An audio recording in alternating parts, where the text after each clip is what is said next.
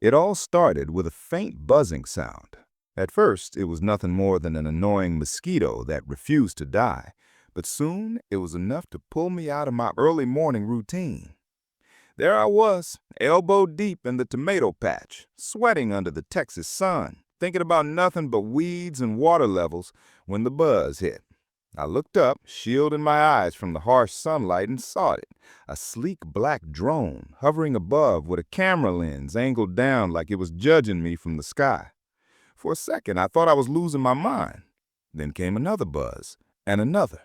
Within a minute, there were more drones circling my field like mechanical vultures. My first instinct was to grab my shotgun. I didn't, but I seriously considered it. And then I saw it, the decal on the side of each drone, property of Harmony Hills HOA. My stomach sank. There was only one person insane enough to pull a stunt like this, Beverly Langstrom, the HOA president. Beverly wasn't your typical HOA president. She was a tyrant wrapped in polyester and Pilates, the type of woman who thought it was her God-given right to police lawn colors, porch flags, and Christmas lights. And here she was, hovering over my land, breaching my skies, even though my property sat a good 100 feet outside Harmony Hills. But that didn't stop Beverly from trying to impose her rules past the legal fence line.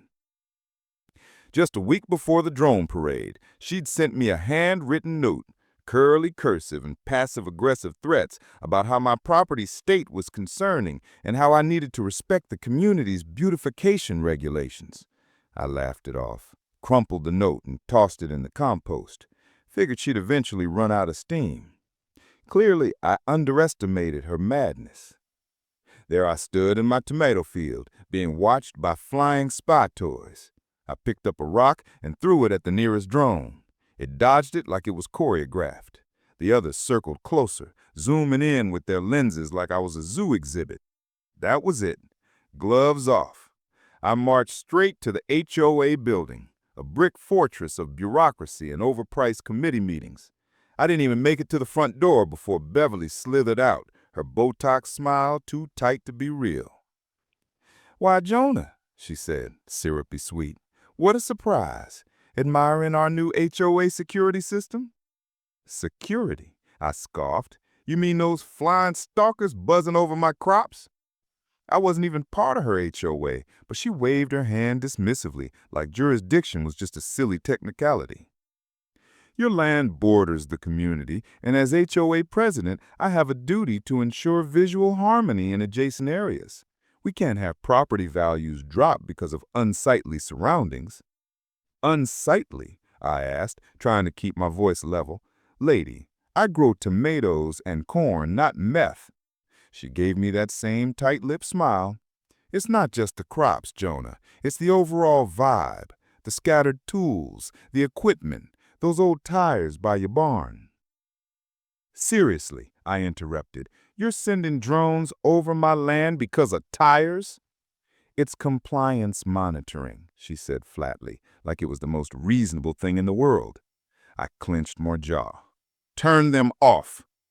"I'm afraid I can't," she replied, waving her hand. "HOA policy." "All right, Beverly, you don't own my land, you don't control me, and if those drones keep flying, they're gonna start falling." Her eyes narrowed. "Is that a threat against HOA property?" "Nope," I grinned. "Just a promise." She spun on her heel and slammed the door behind her. That night, I called Earl, my neighbor and a retired Air Force engineer. When I explained the situation, he just laughed. He said, "She's using consumer-grade surveillance toys. Nothing fancy. You could take them down with a decent rock." "I already tried that," I muttered. "Well then," Earl said with a grin, "ever heard of a signal jammer?" An hour later, I was back in my field holding a small black box hooked to a battery pack. Earl explained it would scramble the drone signals, confuse their little CPUs and make them lose balance. I flipped the switch. The first drone wobbled like a drunk seagull, then plopped straight into the dirt. The second one spiraled like it was performing interpretive dance. By the time the fourth and fifth hit the ground, I was doubled over, laughing like a lunatic. The next morning, Beverly stormed onto my property, phone in hand, ready to accuse me of destroying HOA property. "You destroyed HOA property?" she shrieked. "You mean those illegal fly-in cameras?" I said, deadpan. "Yeah, they malfunctioned." "This isn't over," she growled. "You'll be hearing from our legal team. I hope they like lawsuits about trespassing and invasion of privacy." But Beverly didn't back down. Within days, she had upgraded her drones. Bigger, sleeker, military-grade ones with longer range and better maneuverability. They weren't consumer toys anymore. They were full-on surveillance machines. Earl raised his eyebrow when he saw them. He said she probably cried to the board and got her surveillance budget doubled. So we adapted. Earl gave me long-range jammers. I planted them like landmines around my property, one near the barn, one by the chicken coop. The next drone was different, bigger, smarter, with a new logo, Private Security. I called Earl. "Can we jam it?" He paused. "Might have countermeasures, but we could hijack it." We built a signal redirection device, a Frankenstein contraption with antennas and copper coils. When the drone returned that evening, I flipped the switch, it twitched, spun, and then started flying towards Beverly's house. We watched through binoculars as it buzzed her backyard, knocked over a gnome, and took the cup off her patio table. Beverly ran out, flapping her arms like a startled goose. Then splash! The drone dove straight into her pool. The scream she let out echoed across the hills. Earl and I were on the porch, wheezing from laughter. The next morning, cops showed up.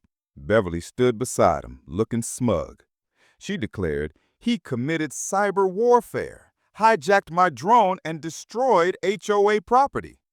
Deputy Langford, looking tired, turned to Beverly. "You were spying on private land again. That's illegal."